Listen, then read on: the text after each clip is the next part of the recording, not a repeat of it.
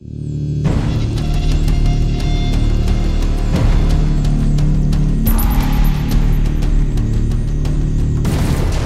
there, my name's Scott. Today I'm going to be doing a review on the AC9 Rebuildable Atomiser, which I received from www.vapenase.com.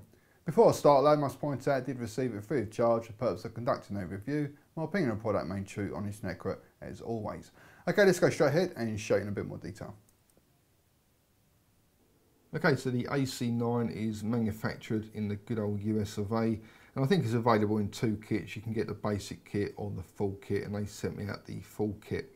So that consists of all the main parts that make up the AC9 atomizer, and then in addition you're going to get a bag of spares, a white drip tip, 2 lots of canthal wire in 2 different gauges, and 3 pre-oxidized wicks.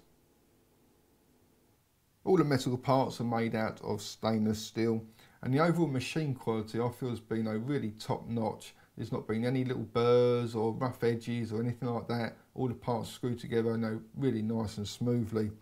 You may see a few little sort of tiny scratches when I'm holding up close to the camera lens, but bear in mind I've had this for around 6 weeks now, and it's had a lot of use out of me as well, so it's holding up pretty good really. The base section uses a 510 threading, so that means you can use the AC9 on any device that has a 510 atomizer connection.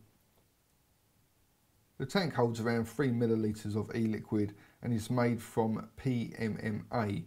Now, I'm not too sure what that actually stands for, but according to the website, it's the same stuff that bulletproof glass is made from. Now, the way the tank has been designed, it means that the central screw that runs through the middle of the tank doesn't come in contact with your e-liquid.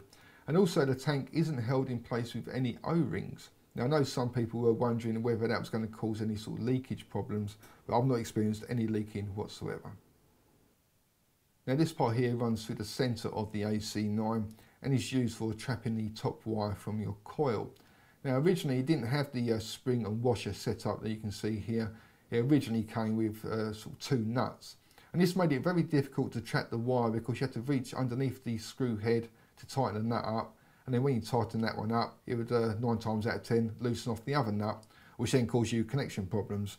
So in the end they've done away with that design, sent out some replacement parts, and now you just have this spring and washer set up, and it just makes it a lot easier.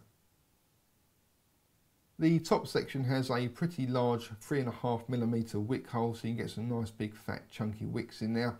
And it also has quite a large fill hole as well. Me personally, I see that as a bit of a bonus because it just means it's that much easier to fill up with your e-liquid. But I know some people are cautious about carrying it around in their pocket in case it obviously leaks out of it. But they do include this little miniature, I suppose like a butt plug, and you just whack that in there if you're going to carry it around, and it's obviously going to prevent any sort of leaking. But just make sure you take it out before you start vaping again though, because that section does get hot, and obviously you don't want it to melt or anything like that. And then finally you have the top cap, and hopefully you can see just how thick these parts are. Very, very solid.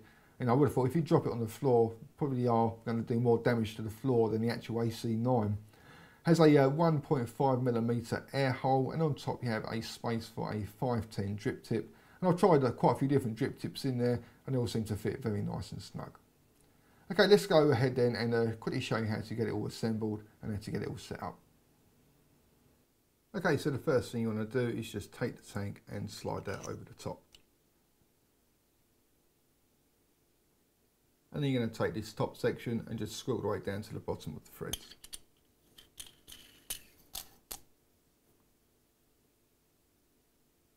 For the next step, you're just going to take this small nylon insulator and drop that into the bottom of the connector.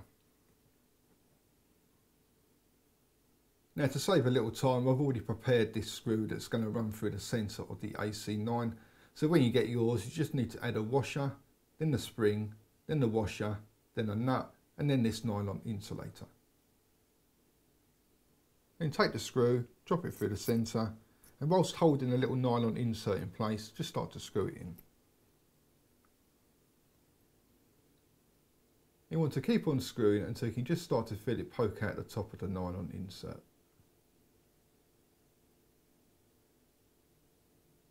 Then secure it in place by tightening up the nut.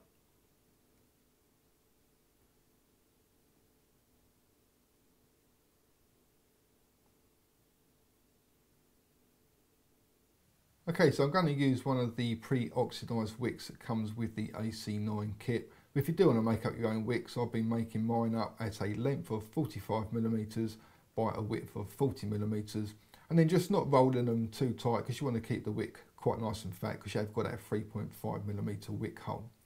Now the pre-oxidised wicks that do come with the kit, they are soaked in either PG or VG, just to, I suppose, keep them moist. And I personally find that it's easier to set up a Genesis atomizer if your tank is empty and your wick is nice and dry. So what I've done here is I've just burnt off the excess juice. Okay, so I've inserted the wick inside the tank now, and I've cut myself off a piece of the 0.28 gauge Canthal wire.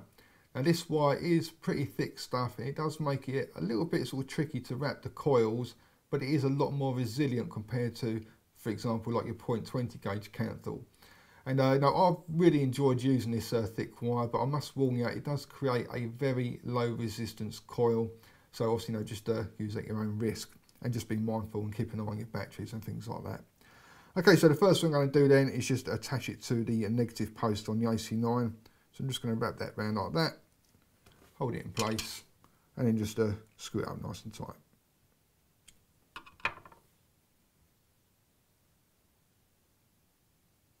For the next step, I'm going to wrap 3 or 4 coils around the wick and then finish off by trapping the wire in between that top washer and the screw head. Now what I've done here is I've just added a little sort of metal post just to stiffen up the wick. It just makes it a little bit easier when you're wrapping.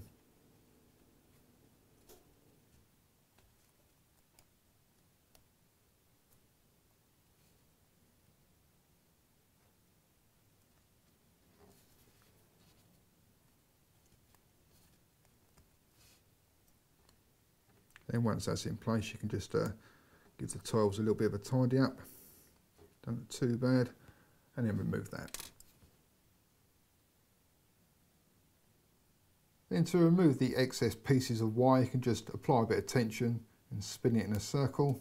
But for this one here, I would recommend sort of cutting it off with a pair of scissors, because obviously it's not trapped too securely where it's underneath the spring.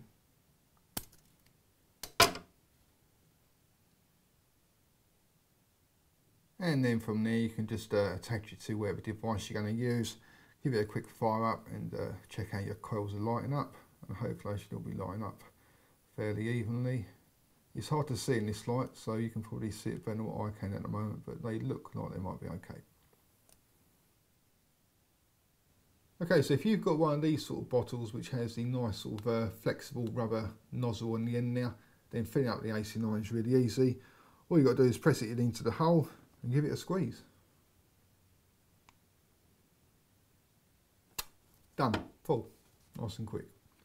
And hopefully that should start wicking pretty soon and we'll get some nice vapour. Let's just help you on this way.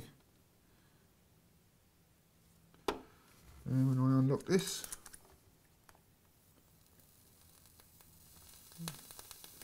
lovely. Okay, and then finally all you got to do is finish it off by adding the top cap.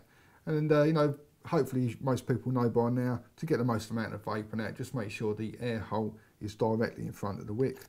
Plonk that on now, and then just add your drip tip. Now it does come with a white drip tip, but I'm going to use one of these ones which are also on the site, which they very kindly sent out, and it really does go very nice with the AC9. Okay, so that is the AC9. Let's go ahead and see what it vapes like. Okay, so that is the AC9, and what I'll do now is go ahead and show you in action. Now I'm going to be using it on my GP PAPs, which is just like a standard sort of tube mod. The battery came off the charger probably around an hour ago, and it's had a fair old vape since then, so the battery's probably reading around 3.8, 3.9 volts, something like that. The resistance of the coil is reading 0.9 ohms, it's quite a low resistance, and I've got the tank filled up with some 18mg strength tobacco flavoured e-liquid. It's just a PG based e-liquid.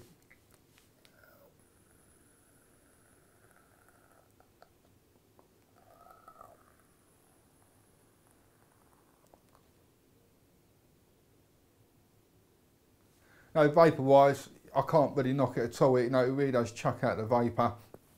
No throw hit, I'm getting a nice strong throw hit.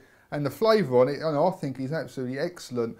I've got quite a few Genesis atomizers, and they're all fantastic for flavour, but this one, for whatever reason, not too sure why, they all work on the same principle, you know, and so there's no reason why it should be better than the others. But for me personally, this one definitely does seem to have the slight edge on the other ones that I've got, definitely with regards to, I'll say just with regards to flavour, but I'd say with vapour reduction as well. But obviously, you know, I've got that quite low resistance coil on now, which is obviously going to make it a lot hotter and obviously create more vapour. So, you know, vapour reduction and the throw hit is going to be quite dependent on your own personal setup with regards to what resistance you've made it at, what sort of voltage you're putting through it. But, you know, with the setup I've got here, I'm getting tons of vapour, tons of throw hit, and tons of flavour as well.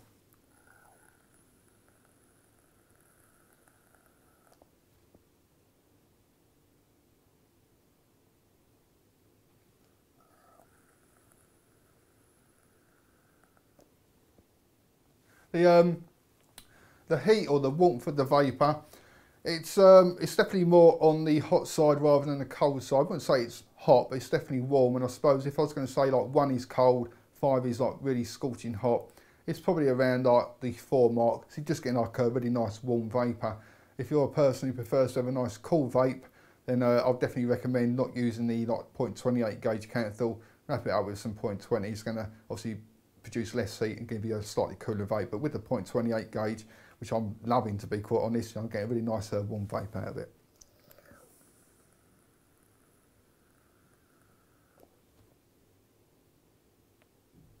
The draw, if I was going to say like 1 is a really loose draw and 5 is a really tight draw, I'd probably say it's around sort of 2, 2.5. I mean, like it's not overly loose compared to like other Genesis atomizers, for example, like the Genesis, which has, from my experience anyway, the loosest draw that I've ever used on one of these sort of atomizers. But it's definitely not like a very tight draw either. So I'd say it's probably around like the 2 mark. It's a fairly loose-ish draw. I think that's the word anyway.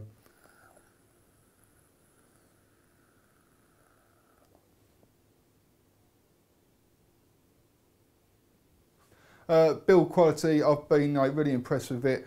It didn't come to me with any sort of marks, any little burrs, any sort of little blemishes. Everything was perfect. The parts screwed together beautifully. I don't know if you saw in the close-up shots when I was adding the top cap to that sort of central screw. I mean, like you can just sort of spin it and it'll just sort of carry on. And it's not because the threads are loose. The threads are very sort of perfectly matched. And the whole thing, I personally feel, has just been very, very nicely machined.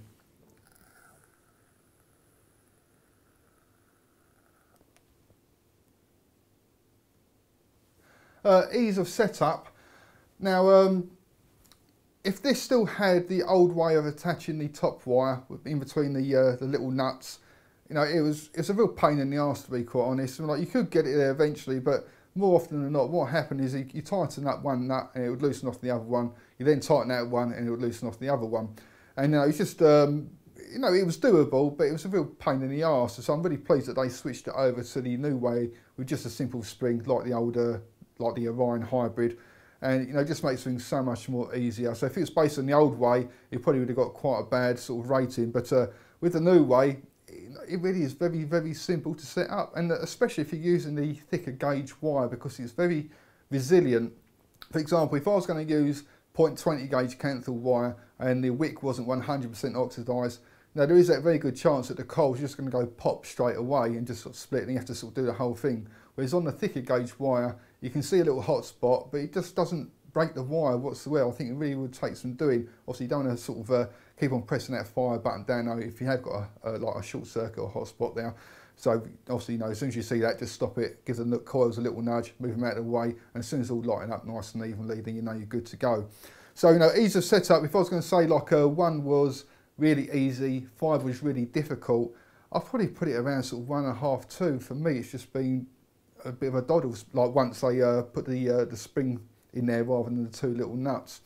The only slight sort of thing that could be a little bit difficult for some people is the thickness of the wire, the 0.28 and the 30 compared to the 0.20, because it's not very bendable, and you know, you can sort of wrap coils and they just come out looking pretty pants because they don't actually sort of wrap around the coil. That's why I had that little post in the middle of the mesh, just stiffens it up. You can add a little bit more pressure just to get the coils a little bit more nice and evenly sort of wrapped around the actual wick. But you know, overall though, I'd say it's pretty easy atomizer to set up.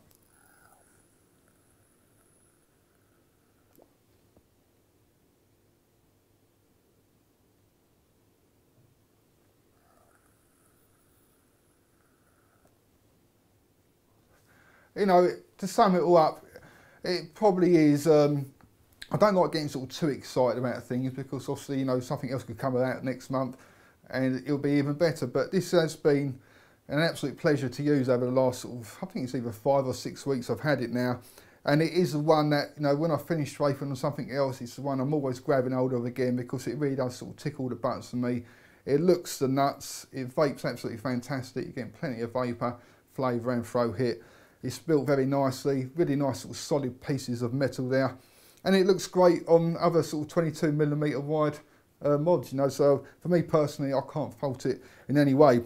If you do fancy trying one out for yourself, go along to www.vapornaze.com. Thank you very much for watching, and also come along and visit my website at www.e-cig-reviews.com. It's e-cig-reviews.com. Cheers guys, happy vaping, see you later.